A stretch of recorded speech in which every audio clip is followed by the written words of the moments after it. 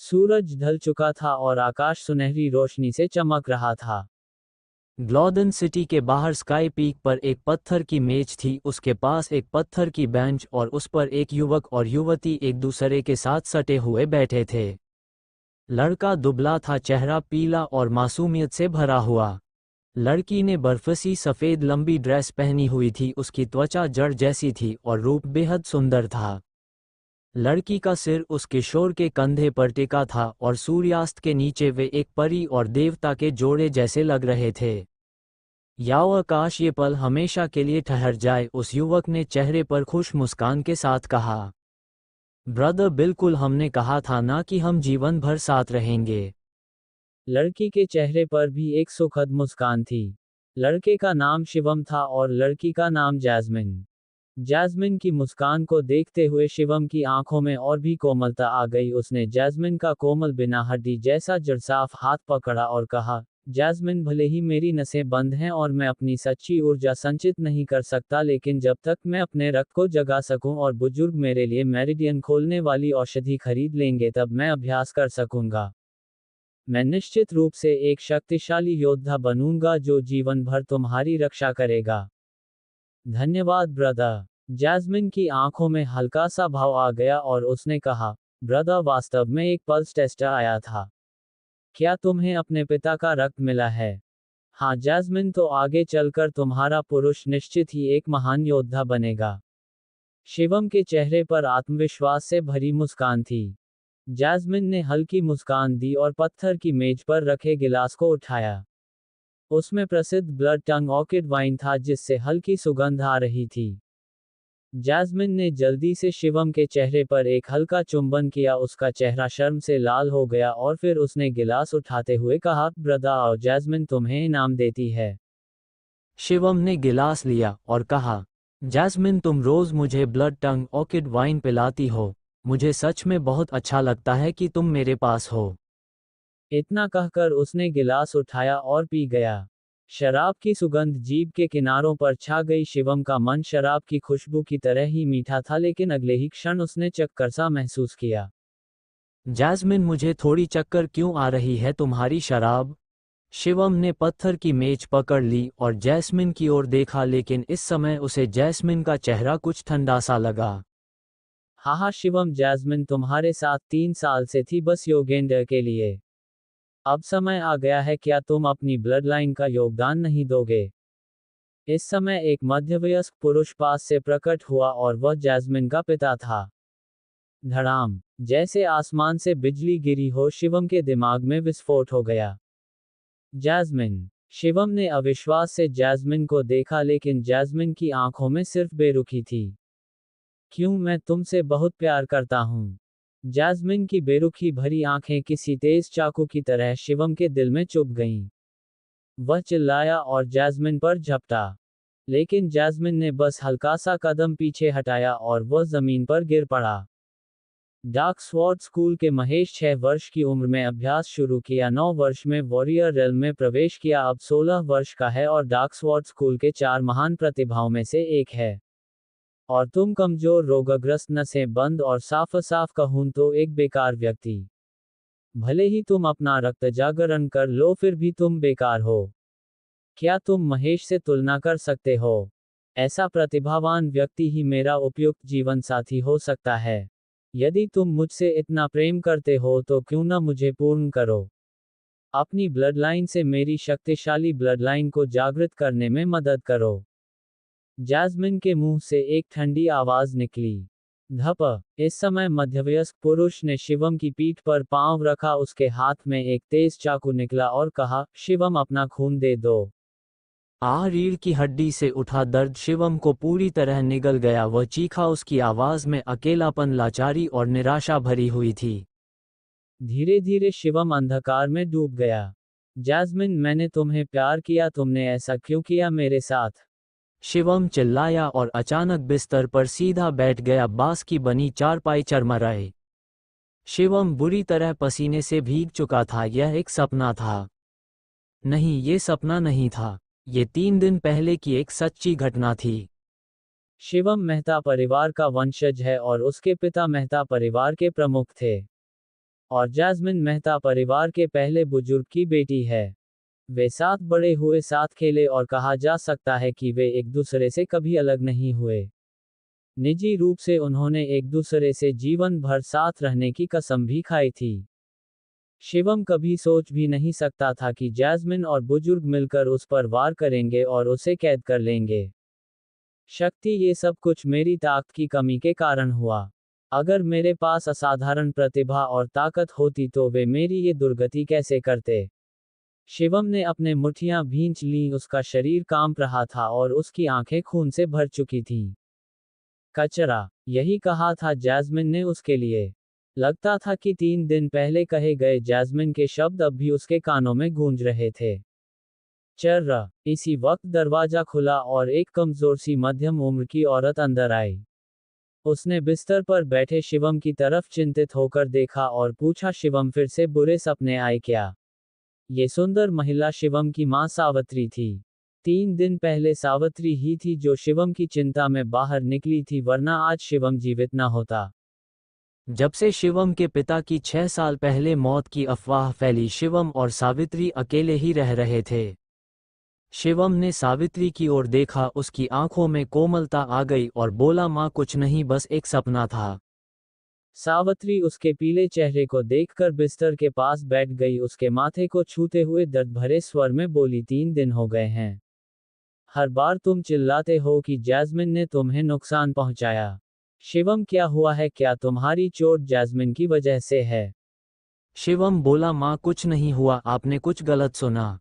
शिवम ने सावित्री को नहीं बताया कि जैस्मिन और बुजुर्गों ने उस पर हमला किया, क्योंकि सावित्री कोई मार्शल आर्ट्स नहीं जानती थी और उसे बताने से उसे खतरा हो सकता था।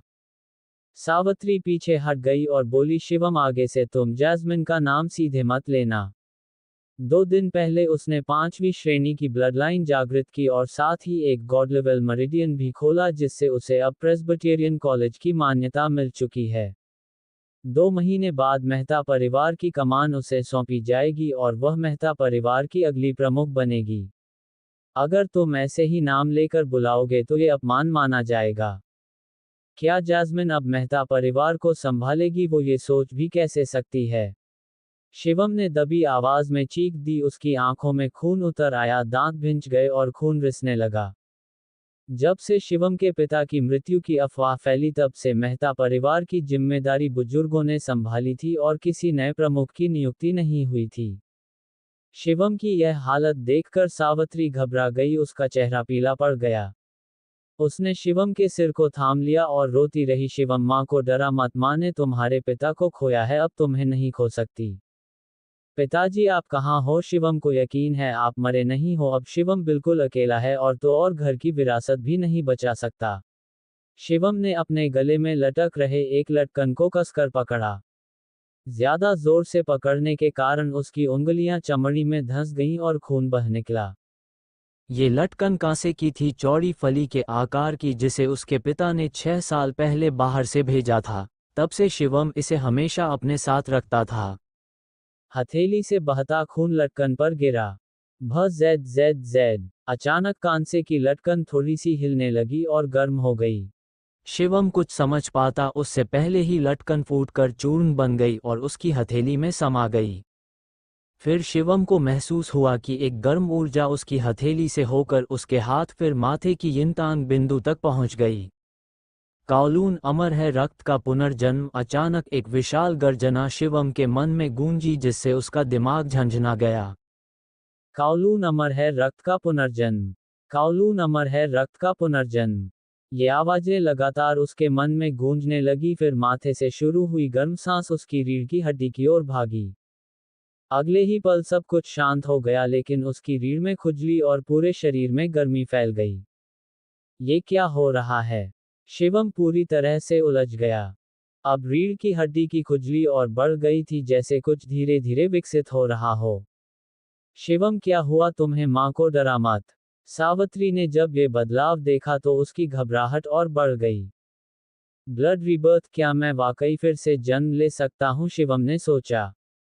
आधा पर पे आ की मात्रा। भारत ग्रंथों में लिखा है कि बहुत ही कम लोग जिनकी रक्तवाहिकाएं क्षतिग्रस्त हो जाती हैं वे नए रक्तवाहिकाएं विकसित कर सकते हैं। हालांकि अधिकांश मामलों में वो नई ब्लड लाइन कमजोर होती है, परंतु कुछ दुर्लभ लोग ऐसे होते हैं जो तबाही में भी उठ खड़े होते हैं, फिर से जन्म लेते हैं, पुराने बंधनों को तोड़ते हैं और सबसे शक्तिशाली रक्त जागृति प्राप्त करते हैं। लेकिन ऐसे अवसर इतने दुर्लभ होते हैं कि उन्हें बहुत कम कहा गया है। शिवम को नहीं लगता था कि वह इतनी ताकतवर ब्लड लाइन पाएगा, लेकिन अगर थोड़ी भी जागृति हो जाती तो वह मार्शल आर्ट्स अभ्यास कर सकता और अपनी किस्मत बदल सकता था। इसी समय उसके शरीर की अजीब स्थिति गायब हो गई और उसके चेहरे पर मुस्कान थी। वह बोला, माँ, अब मैं ठीक हूँ। ये क्या कर रहे हो? ये मुख्य महल है, इसमें ऐसे नहीं घुस सकते। अचानक बाहर से एक तीखी आवाज आई और शिवम ने पहचान लिया कि ये सावित्री की दासी मीनू की आवाज थी। चटाक, हट जा! एक कठोर चीख और थप्पड़ की आवाज के साथ एक लड़का अंदर आया जिसका चेहरा क्रूरता से भरा हुआ था। मैडम यंग मास्टर, एक लगभग 16 साल की लड़की उसके पीछे आई। उसके गाल लाल और सूजे हुए थे। वही मीनू थी। लोकेश, तुम क्या चाहते हो? शिवम उठ खड़ा हुआ और गुस्से से बोला। लोकेश जैस्मिन का बड़ा भाई था। वह जैस्मिन से 1 साल बड़ा और 16 साल का था।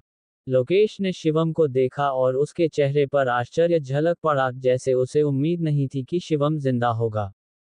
फिर वह ठहाका मारते हुए बोला, शिवम, तुम सही कह रहे हो। मेरी बहन जैस्मिन अब मेहता परिवार की प्रमुख बनेगी और ये मुख्य महल अब तुम्हारा नहीं रहा। कृपया इसे खाली करो। सावित्री का चेहरा पीला पड़ गया। उसे पता था कि ऐसा दिन आएगा, पर इतनी जल्दी नहीं। सावित्री ने एक उदास मुस्कान के साथ कहा, लोकेश, शिवम घायल है। 2 दिन में हम यहाँ से चले जाएंगे। 2 दिन आज ही खाली करो। तुम यहाँ क्या कर रहे हो? मुझे नहीं पता क्या? लोकेश ने व्यंग्य किया। आज ही? लेकिन शिवम घायल है। आज तो बहुत देर हो गई है। कम से कम उसे एक रात आराम करने दो। सावित्री ने विनती की। आराम? एक बंद नस वाला कचरा क्या आराम करेगा? मर जाए तो बेहतर है।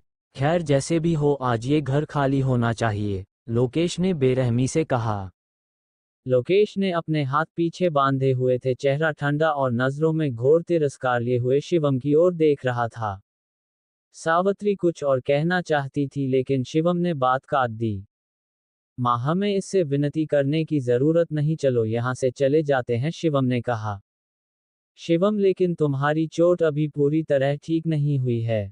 इस ठंडी रात में अगर ठंड लग गई तो क्या होगा? सावित्री ने चिंता से कहा। शिवम ने जिद्दी अंदाज में सिर हिलाया और कहा, माँ, मैं ठीक हूँ। चलो चलें यहाँ से। लेकिन एक दिन हम जरूर वापस आएंगे। ये मुख्य महल वो जगह है जहाँ आप और पिताजी का विवाह हुआ था और कोई भी इसे हमसे छीन नहीं सकता। ठीक है, फिर सावित्री ने आह भरते हुए कहा और मीनू को सामान समेटने को कहा। लोकेश, जो अब भी हाथ बांधे खड़ा था, व्यंग्यपूर्ण मुस्कान के साथ चारों ओर नजर घुमा रहा था। तभी उसकी नजर एक चीज पर अटक गई और उसकी आंखों में चमक आ गई। रुको, ये तलवार तुम लोग नहीं ले जा सकते। लोकेश ने सावित्री की ओर कदम बढ़ाए, जो उस वक्त हाथ में एक तलवार पकड़े हुए थी। सावित्री का चेहरा सफेद पड़ गया और उसने तलवार को और कसकर पकड़ लिया। उसने गुहार लगाई, ये तलवार शिवम के पिताजी की एकमात्र निशानी है। ये शिवम के लिए छोड़ी गई थी, तुम इसे नहीं छीन सकते। चूंकि ये पूर्व प्रमुख द्वारा छोड़ी गई थी, इसलिए ये मेहता परिवार की संपत्ति है। इसे जब्त किया जाएगा। वैसे भी शिवम तो सच्ची ऊर्जा का अभ्यास भी नहीं कर सकता, इस तलवार का क्या करेगा? कचरे के लिए क्या काम की? लोकेश ने ठंडी आवाज में कहा और उसकी आंखों में लालच चमक उठा। वह समझ गया था कि यह कोई साधारण तलवार नहीं, एक स्पिरिट सोल्जर है। नहीं लोकेश, मैं तुमसे हाथ जोड़ती हूँ, सावित्री ने तलवार कसकर पकड़े हुए मना किया। लोकेश की आंखें और भी ठंडी हो गईं, वह चीखा, बिन बुलाए मेहमान को सजा। लोकेश चीख गूंजी। शिवम की आंखें लाल थीं और उसकी मुट्ठियां कड़क रही थीं। लोकेश, तलवार तुम ले सकते हो, लेकिन याद रखना, एक दिन मैं अपनी चीज खुद वापस लूंगा, 10 गुना 100 गुना कीमत पर। शिवम की आंखों में बर्फ जैसी ठंडक थी और वह लोकेश को घूर रहा था। शिवम की आंखों में देख लोकेश को एक पल को ठंडक महसूस हुई, लेकिन फिर वह हंस पड़ा और बोला, शिवम, एक कचरा जो अपनी ब्लड लाइन भी नहीं जगा सका, वो मुझसे कह रहा है कि मुझसे 100 गुना वापस लेगा। हाँ हाँ, मैं इंतजार करूंगा। पिछले 3 सालों से जैस्मिन रोजाना शिवम की शराब में पॉइजन मिला रही थी जिससे उसकी ब्लडलाइन दबाई जा सके। इसी कारण 3 दिन पहले जब सबके सामने शिवम ने अपनी ब्लडलाइन जागृत करने की कोशिश की तो वह असफल रहा। फिर जैस्मिन और बुजुर्गों ने मौके का फायदा उठाया और हमला किया। माँ दे दो इसे, शिवम ने कहा। शिवम की दृढ़ नजरों से प्रभावित होकर सावित्री ने भारी मन से तलवार सौंप दी। इसके बाद सामान समेटने के बाद सावित्री ने सिर झुकाया और मेहता परिवार के मुख्य दरवाजे से बाहर निकल गईं। शिवम ने पलटकर मेहता परिवार के मुख्य भवन की ओर देखा। एक दिन मैं लौटूंगा। सनशाइन क्षेत्र के एक कोने में एक छोटा सा आंगन था जो आम लोगों के रहने का स्थान था। वहां 3 कमरे और एक छोटा आंगन था। इस समय शिवम और उसके परिवार के 3 लोग यहां रहने आ गए थे। गहरी रात थी और बर्फीली ठंड काट रही थी। शिवम आंगन में बैठा हुआ था, उसकी मुट्ठियां भींची हुई थीं। ताकत इस दुनिया में ताकत ही सब कुछ है। सिर्फ इसलिए कि मेरे पास ताकत नहीं थी जैस्मिन और बुजुर्गों ने मुझे धोखा दिया। मेरे पास ताकत नहीं थी इसलिए मैं मुख्य महल तक नहीं बचा सका। यहाँ तक कि पिताजी की तलवार भी नहीं बचा सका। इस दुनिया में ताकत के बिना केवल अपमान सहना पड़ता है, कोई प्रतिरोध नहीं होता। लेकिन अब मैं महसूस कर सकता हूँ कि मेरी ब्लडलाइन धीरे धीरे पुनर्जन्म ले रही है। भले ही यह कमजोर हो, लेकिन अगर मैं दूसरों से 10 गुना 100 गुना अधिक मेहनत करूं तो मैं दूसरों से कम नहीं रहूंगा। एक दिन मैं अपनी किस्मत को खुद संवारूंगा और अपनों की रक्षा करूंगा। पीछे से कदमों की आहट आई। सावित्री एक चादर लेकर आई और शिवम पर ओढ़ा दिया। बोली, शिवम बाहर बहुत ठंड है, कमरा तैयार हो गया है, अंदर जाकर आराम करो। माँ आप भी जल्दी आराम कीजिए, शिवम ने मुस्कुराकर कहा।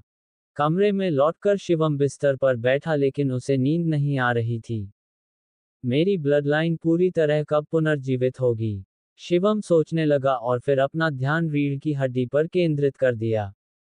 वह देखना चाहता था कि अभी उसकी ब्लडलाइन की क्या स्थिति है। इस समय उसकी रीढ़ में हल्की चुभन हुई और एक धुंधली लाल रोशनी निकलने लगी। उस लाल रोशनी में एक उंगली जितनी बड़ी कीड़े जैसी आकृति दिखाई दी। हालांकि वह कुछ धुंधली थी और पूरी तरह स्पष्ट नहीं थी। मेरी ब्लडलाइन अभी पूरी नहीं हुई और फिर भी दिख रही है, ये तो हैरानी की बात है, शिवम चकित रह गया। आमतौर पर केवल पूरी तरह जागृत ब्लडलाइन ही दिखाई देती है। चूंकि ये दिख रही है तो क्यों न देखें कि क्या मैं इससे अभ्यास कर सकता हूँ। ऐसा सोचते हुए शिवम ने मेहता परिवार की सामान्य मूलभूत के गोंद का अभ्यास शुरू कर दिया। तुरंत ही आसपास की स्पिरिचुअल एनर्जी शिवम के शरीर की ओर खींचने लगी। ऑरा को अवशोषित करने की गति तो दूसरी श्रेणी की ब्लडलाइन जैसी है। इतनी ऊर्जा देखकर शिवम आनंदित हो गया। गोल्डन लैंड में योद्धाओं को 2 श्रेणियों में बांटा गया है, सामान्य योद्धा और ब्लडलाइन योद्धा। सामान्य और ब्लडलाइन योद्धाओं की तुलना नहीं की जा सकती। ब्लडलाइन योद्धा अपनी रक्त में छिपी शक्ति को जागृत करके न केवल अपनी लड़ाकू क्षमता बढ़ाते हैं बल्कि उनकी साधना की गति भी असाधारण होती है। लेकिन ब्लडलाइन योद्धा बहुत दुर्लभ होते हैं, दर्जनों में से एक व्यक्ति भी कभी भी जागृत नहीं हो पाता। पर अब जब शिवम की ब्लडलाइन पूरी तरह से जागृत नहीं हुई है और फिर भी उसकी गति दूसरी श्रेणी जैसी है, अगर ये पूरी तरह विकसित हो जाए तो क्या होगा? शिवम इस संभावना से रोमांचित हो उठा। रेकी लगातार उसके शरीर में समाहित हो रही थी। 1 घंटे बाद शिवम ने अपनी आंखें खोलीं। 1 घंटे की साधना के बाद उसने महसूस किया कि उसकी चोटों में सुधार हुआ है और उसका कमजोर शरीर भी थोड़ा स्वस्थ लग रहा था। अगर यूं ही चलता रहा तो कुछ ही दिनों में मेरी चोटें ठीक हो जाएंगी और मेरा शरीर भी मजबूत होगा। तब मेरी कल्टिवेशन की गति भी बढ़ जाएगी, शिवम ने सोचा और अनायास ही उसने अपने गले को छुआ जहां अब केवल एक धागा था और कांस्य लटकन गायब था। मेरा पुनर्जन्म संभवतः उस कांस्य लटकन से ही जुड़ा है। अब वो मेरे माथे पर चला गया है। इसका असर क्या है? शिवम ने सोचा और अपना ध्यान अपनी भौहों के बीच केंद्रित किया। जैसे ही उसका ध्यान वहां गया, एक चमकदार आभा उसके दिल से निकली और फिर वो आभा एक भंवर में बदल गई। भंवर लगातार बड़ा होता गया और शिवम को चारों ओर से घेर लिया। अगले ही क्षण चारों ओर की दुनिया घूमने लगी और शिवम ने खुद को एक और जगह पर पाया। शिवम चौंक गया और जल्दी से जल्दी इधर-उधर देखने लगा। अब वो एक समतल पत्थर के मंच पर खड़ा था जो लगभग 10 मीटर लंबा और चौड़ा था और मंच के तीनों तरफ अराजकता फैली हुई थी। सिर्फ एक दिशा में पत्थरों की एक सीढ़ी की कतार थी। 99वीं पत्थर की सीढ़ी के बाद फिर से एक मंच था और उस मंच से आगे एक और सीढ़ियों की कतार थी। एक परत के बाद एक परत न जाने कितनी थी और सबसे ऊपर एक भव्य महल दिखाई दे रहा था। दूरी के कारण शिवम ठीक से देख नहीं सका, वह बस इतना देख पा रहा था कि महल का द्वार खुला हुआ था। धुंधली दृष्टि में उसे ऐसा लग रहा था जैसे वहां कोई आकृति बैठी हो और महल के भीतर से कोई मंत्रोच्चार की ध्वनि आ रही हो। वह ध्वनि उसके कानों में पड़ी और शिवम को अचानक मानसिक शांति का अनुभव हुआ। जैसे उसके सभी दुख दर्द मिट गए हों, उसका मन और शरीर एक सूक्ष्म शांत अवस्था में चला गया हो और उसका ध्यान पूरी तरह स्पष्ट हो गया। ये क्या हो रहा है? मैं यहाँ कैसे पहुँच गया? ये जगह है कहाँ? अरे वहाँ एक पत्थर की पट्टिका और एक काले लोहे का डिब्बा रखा है। मंच के एक कोने में एक शिलालेख और एक बक्सा रखा था। शिलालेख पर केवल 4 शब्द खुदे थे, सुप्रीम टेम्पल, सुप्रीम मंदिर। इन 4 शब्दों के अलावा वहां और कुछ नहीं था। फिर शिवम की नज़र काले लोहे के बक्से पर पड़ी। बक्सा बहुत बड़ा नहीं था, आधे मीटर से कम चौड़ा और 1 मीटर से कम लंबा। शिवम ने बक्सा खोला, उसके भीतर 3 किताबें और एक जैट की शीशी थी। जैट की शीशी पर 3 शब्द लिखे थे, वॉश द पिल, धोने वाली औषधि शुद्धिकरण गोली।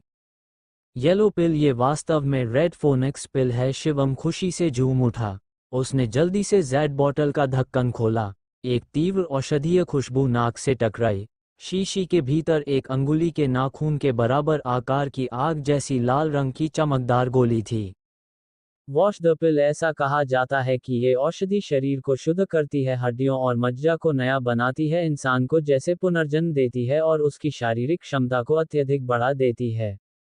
ये एक ऐसी अमूल्य औषधि है जो 1000 वर्षों में शायद ही कभी विंड एंड फायर सिटी में प्रकट हुई हो। अगर मुझे ये गोली मिल जाए तो मेरी कमजोर शारीरिक अवस्था और बंद मेरिडियंस की समस्या काफी हद तक सुधर सकती है। शिवम का दिल जोर से धड़कने लगा। उसने गहरी सांस ली, जैट बॉटल को ढक दिया और सावधानीपूर्वक एक और रख दी, फिर 3 किताबें उठाईं और पढ़ने लगा। ये तीनों मार्शल आर्ट्स स्किल्स थीं। 1 true dragon warrior, 2 fire dragon fist, 3 dragon snake footwork. Shivam ने सबसे पहले ट्रू ड्रैगन वॉरियर को खोला। ट्रू ड्रैगन वॉरियर एक गॉड लेवल अभ्यास विधि जिसे अगर चरम तक साधा जाए तो यह व्यक्ति को ड्रैगन जैसी ताकत देता है। मुकाबले की शक्ति बेजोड़ हो जाती है और योद्धा पूरी दुनिया को रौंद सकता है। ईश्वर स्तर की विधि, गॉड लेवल एक्सरसाइजेज। शिवम की आंखें खुली की खुली रह गईं, उसका सांस लेना तेज हो गया। मार्शल आर्ट्स की विधियों को सामान्यतः 5 स्तरों में बांटा जाता है, हेवन, अर्थ, मिस्ट्री, येलो और नॉन फ्लेक्स। हर स्तर के 2 ग्रेड होते हैं, निम्न और उच्च। लेकिन हेवन लेवल से ऊपर भी एक स्तर होता है, डिवाइन लेवल, ईश्वरीय स्तर। हालांकि ये केवल किंवदंतियों में सुना गया है। शिवम ने कभी किसी को गॉड लेवल अभ्यास करते नहीं सुना। जहां तक वह जानता था, मेहता परिवार की सबसे उच्चतम अभ्यास विधि केवल उच्च श्रेणी की अर्थ लेवल पर थी। पर अब उसके सामने एक गॉड लेवल की विधि की पुस्तक रखी थी। ये कैसे न चौंकाता। लेकिन अफसोस कि यह ट्रू ड्रैगन वॉरियर केवल पहले स्तर की मानसिक विधि तक सीमित है, जो केवल टेम्परिंग स्तर तक ही साधी जा सकती है। आगे के स्तर का अभ्यास करने के लिए दूसरी पुस्तक चाहिए, जो कि 99वीं सीढ़ी के बाद वाले दूसरे मंच पर रखे बक्से में है। शिवम ने अंत के पृष्ठों को पलटा और एक वाक्य पाया। यदि तुम ट्रू ड्रैगन वॉरियर का दूसरा स्तर साधना चाहते हो तो 3 दिव्य मेरिडियंस को खोलना आवश्यक है। यदि ऐसा किए बिना जबरदस्ती साधा गया तो नसें फट जाएंगी और मृत्यु निश्चित है। शिवम ने गहरी सांस ली। ये साधना की शर्तें बहुत कठोर थीं। एक योद्धा की साधना क्रमशः इन स्तरों में होती है, tempering warrior, great warrior, martial master, martial lord आदि। टेम्परिंग स्तर किसी भी योद्धा की नींव होती है, जिसमें शरीर की 9 मेरिडियंस और 81 एक्यूपॉइंट्स को खोलना होता है।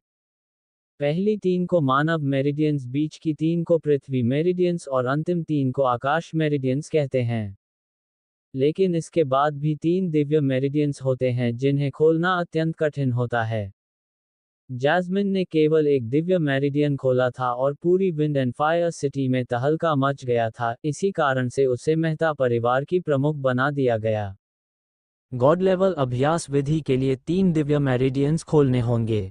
शिवम ने मुट्ठी भींच ली और फिर बाकी 2 किताबें देखीं। एक किताब मुक्केबाजी की थी, yellow level inferior martial art.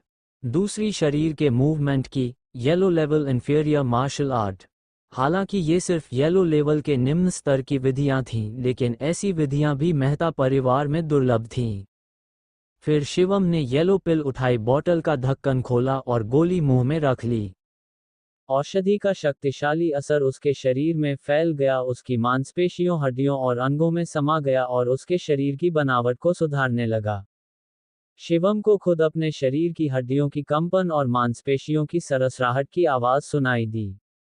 उसके शरीर में गर्मी फैलने लगी और उसके रोमछिद्रों से काले अपशिष्ट पदार्थ बाहर निकलने लगे। उसका शरीर लगातार मजबूत होता गया और जो नसें पहले बंद थीं वे अब जीवंत और सक्रिय हो चुकी थीं। येलो पिल की औषधि पूरी तरह पच जाने के बाद अगला दिन लगभग दोपहर तक पहुंच गया। पूरी रात शिवम ने सोया नहीं था, लेकिन उसे जरा भी नींद नहीं आ रही थी, बल्कि वह पूरी तरह तरोताजा और ऊर्जा से भरा हुआ महसूस कर रहा था। एक ही वॉश द पिल ने उसका कायाकल्प कर दिया था। उसका शरीर अब साधारण युवाओं से कहीं अधिक मजबूत था, मेरिडियंस पूरी तरह खुल चुके थे और उसमें जबरदस्त जीवटता व जीवन शक्ति थी।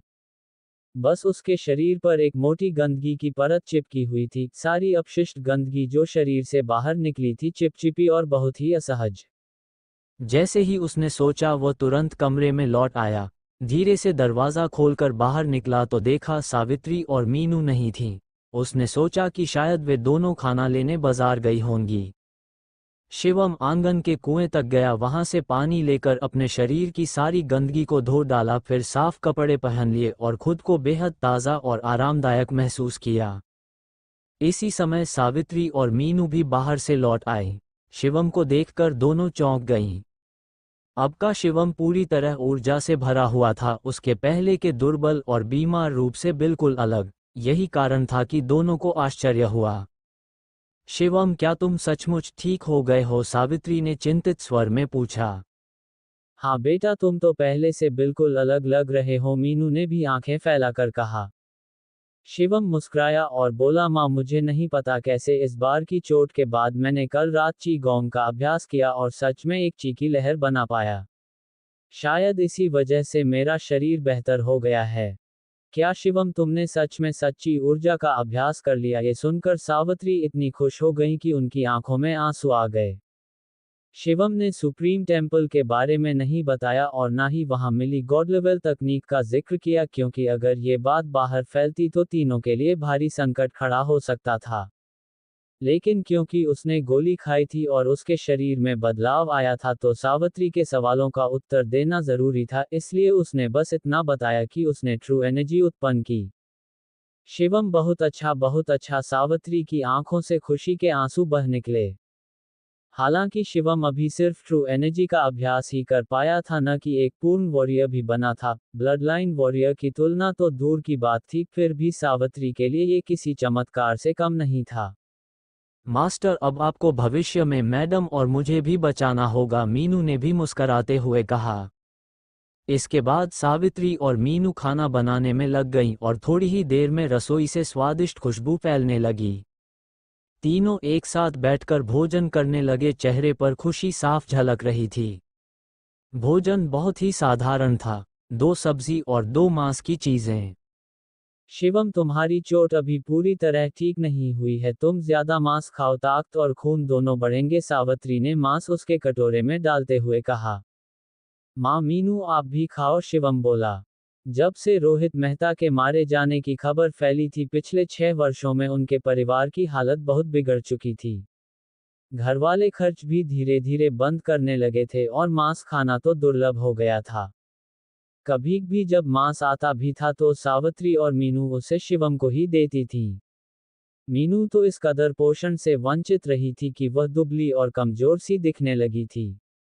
मार्शल आर्ट्स का अभ्यास ऊर्जा पर आधारित होता है और खाने पीने की भूमिका उसमें अहम होती है। मेहता परिवार के जिन योद्धाओं ने ब्लड लाइन जागृत की होती है वे सामान्य जानवरों का नहीं बल्कि डेमोनिक बीस्ट्स का मांस खाते हैं।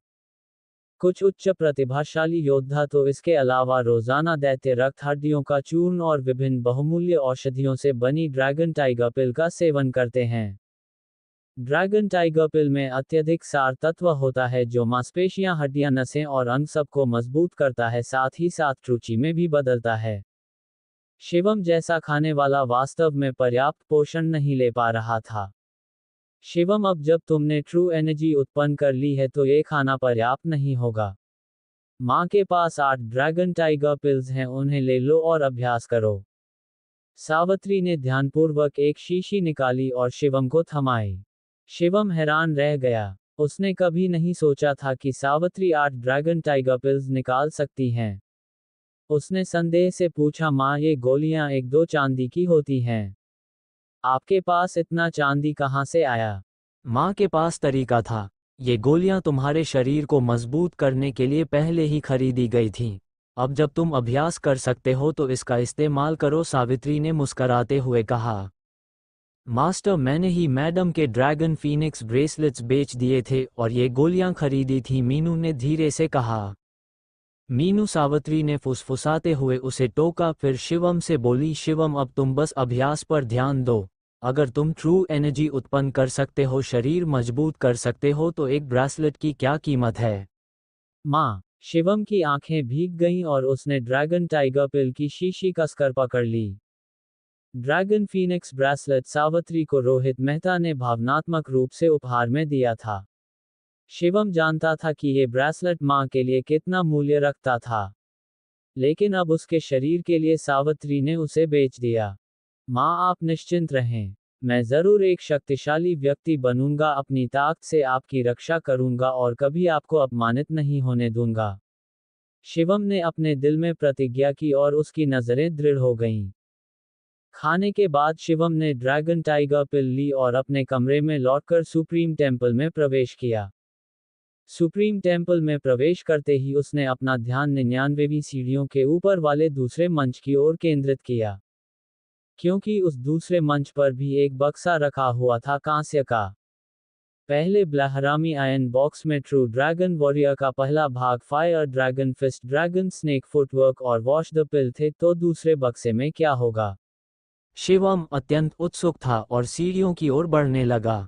लेकिन जब शिवम 99वीं सीढ़ी तक पहुंच गया और दूसरे मंच की ओर चढ़ना चाहा तो वह ऊपर नहीं चढ़ सका। एक अदृश्य शक्ति उसे रोक रही थी। क्या ये इसलिए है क्योंकि मेरी साधना अभी पर्याप्त नहीं है? शिवम को कोई रास्ता न सूझा तो वह पीछे हट गया। फिर वह क्रॉस लेग बैठ गया, एक ड्रैगन टाइगर पिल बाहर निकाली, उसे निगल लिया और साधना शुरू कर दी। जैसे ही शिवम ने ड्रैगन टाइगर पिल नीली, उसकी रीढ़ की हड्डी में अचानक गर्मी फैल गई और एक तीव्र आकर्षण उत्पन्न हुआ जिसने ड्रैगन टाइगर पिल की पूरी शक्ति को अवशोषित कर लिया। फिर उसकी रीढ़ से एक शुद्ध ऊर्जा प्रवाहित हुई। इतनी तेज, शिवम चौंका और फिर आनंदित हो गया। साधारण लोग एक ड्रैगन टाइगर पिल को पचाने में कम से कम 1 दिन लगाते हैं, लेकिन उसने कुछ ही पलों में पूरी तरह से इसे पचा लिया।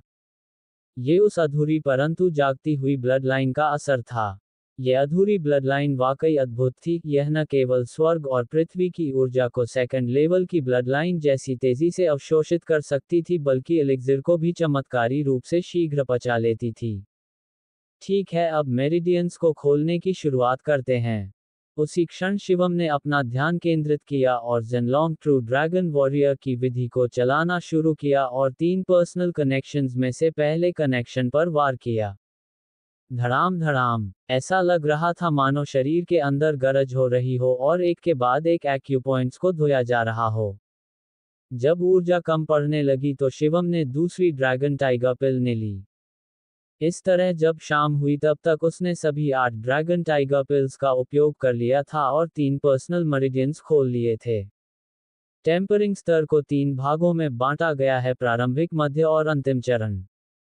1 से 3 कनेक्शंस खोलना, प्रारंभिक चरण। 4 से 6 मध्य चरण 7 से 9। अंतिम चरण टेम्परिंग रेल्म किसी भी योद्धा की नींव होती है और तकनीकी रूप से सबसे सरल भी। हालांकि ये सरलता व्यक्ति की प्रकृति पर भी निर्भर करती है। एक सामान्य ब्लड लाइन मार्शल आर्टिस्ट 1 महीने में या 1 साल में सभी 9 मेरिडियन खोल सकता है, लेकिन साधारण योद्धाओं के लिए ये जीवन भर में भी संभव नहीं हो पाता। परंतु शिवम की तरह किसी का सिर्फ एक दोपहर में 3 मेरिडियन खोल लेना, यह अत्यंत दुर्लभ है। यदि यह बात बाहर फैले तो हर कोई हैरान रह जाएगा। ये सब dragon Lord, true dragon warrior जैसी गॉड लेवल टेक्निक और जागती हुई ब्लड लाइन की विलक्षणता का परिणाम था।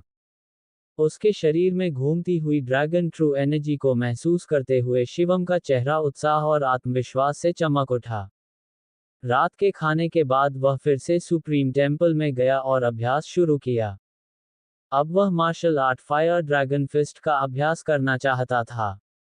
मार्शल आर्ट्स शरीर की मांसपेशियों और हड्डियों को ट्रू एनर्जी से चलाकर वार करने की विधि है। हर मार्शल आर्ट में ट्रू एनर्जी और शरीर की मांसपेशियों की गति अलग होती है, जिससे उसकी शक्ति और प्रभाव में अंतर आता है। इसलिए किसी भी मार्शल आर्ट को सही तरीके से साधने के लिए ट्रू एनर्जी और शरीर पर गहरी पकड़ जरूरी होती है और इसमें वर्षों की मेहनत लगती है।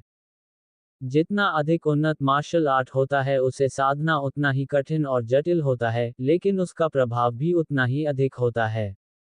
शिवम ने मुद्रा बनाई और अभ्यास शुरू कर दिया।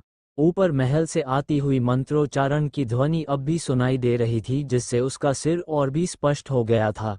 फायर ड्रैगन फिस्ट की अनेक गूढ़ बातें अचानक उसके मन में कौंधने लगीं। ट्रू ची पैरों में बहा, फिर मांसपेशियों और हड्डियों को सक्रिय करता हुआ कटी हिस्से तक पहुंचा। हाँ, शिवम ने एक हल्की चीख के साथ जमीन पर कदम रखा। ऊर्जा पैरों से निकलकर कमर में आई और रीढ़ एक विशाल ड्रैगन की तरह लहराई। कमर से होते हुए वो शक्ति हाथों तक पहुंची। धड़ाम शिवम का घूंसा निकला और हवा में कंपन गूंज उठा। फर्स्ट ग्लिम्प्स एट द डॉ, उसके चेहरे पर प्रसन्नता की झलक आ गई।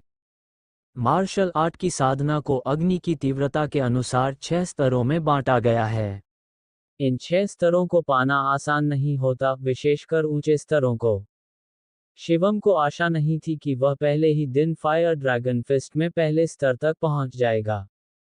यह एक येलो लेवल की इन्फीरियर विधि थी। सामान्य व्यक्ति को इस स्तर तक पहुंचने में कई महीने लगते हैं। उस महल से आने वाली ध्वनि ने मेरी मार्शल आर्ट्स साधना में बहुत सहायता की। शिवम ने सीढ़ियों के ऊपर स्थित महल की ओर देखा और सोचा। उसे संदेह है कि उसकी इतनी तेज प्रगति का मुख्य कारण वो मंत्रध्वनि है, और शायद उसकी समझ भी कमजोर नहीं है। अब जब उसे इस तरह का प्रभाव मिल रहा है तो वह और मेहनत करने को प्रेरित हुआ। ड्रैगन टाइगर पिल खत्म हो जाने के बाद उसकी मेरिडियन खोलने की गति धीमी हो गई। लेकिन 3 दिनों के भीतर उसने चौथा मेरिडियन भी खोल लिया और टेम्परिंग के मध्य चरण में प्रवेश कर लिया। और फायर ड्रैगन फिस्ट को उसने दूसरे स्तर तक साध लिया, अ लिटिल सक्सेस तक। हालांकि इन 3 दिनों में उसकी ब्लड लाइन अभी भी पूरी तरह विकसित नहीं हुई थी, पर वह धीरे धीरे बढ़ रही थी। हल्की मुस्कान के साथ शिवम सुप्रीम टेम्पल से बाहर निकला और कमरे से बाहर आया। जैसे ही वो कमरे से बाहर आया, मीनू रोती हुई आंखों से बाहर से लौट रही थी। मास्टर, कृपया मैडम को बुला लीजिए, वो कई घंटों से शेखावत परिवार के दरवाजे पर घुटनों के बल बैठी हैं, मीनू ने रोते हुए कहा। ये क्या हो रहा है? चलो। शिवम बिना देर किए मीनू के साथ तेजी से बाहर निकल पड़ा। रास्ते में मीनू ने शिवम को पूरी बात बताई। जब सावित्री को पता चला कि शिवम ट्रू एनर्जी उत्पन्न कर सकता है, वह बेहद प्रसन्न हुई। लेकिन मार्शल आर्ट्स का अभ्यास करने के लिए तकनीक और विधियां चाहिए, तो सावित्री को मेहता परिवार की लाइब्रेरी का ध्यान आया और उन्होंने कुछ मार्शल आर्ट्स की किताबें उधार लेनी चाहीं। लेकिन वहां मौजूद एल्डर ने उसे ये कहकर टाल दिया कि वह केवल एक वेस्ट है। फिर सावित्री ने लोकेश अन्य एल्डर से बात की, यहाँ तक कि घुटनों के बल विनती की, लेकिन फिर भी उसे एक भी साधारण मार्शल आर्ट नहीं दी गई। तब सावित्री लाचार होकर शेखावत परिवार गईं, जो ग्लोडन सिटी का एक छोटा कुल है और सावित्री का मायका है। वहां उनके बड़े भाई यानी शिवम के मामा से आशा की। पर मामा ने ये कहकर इनकार कर दिया कि शिवम मेहता परिवार का बच्चा है और शेखावत परिवार को बाहरी कुल को मार्शल आर्ट्स नहीं देनी चाहिए। अंततः सावित्री लाचार होकर शेखावत परिवार की सभा में घंटों से घुटनों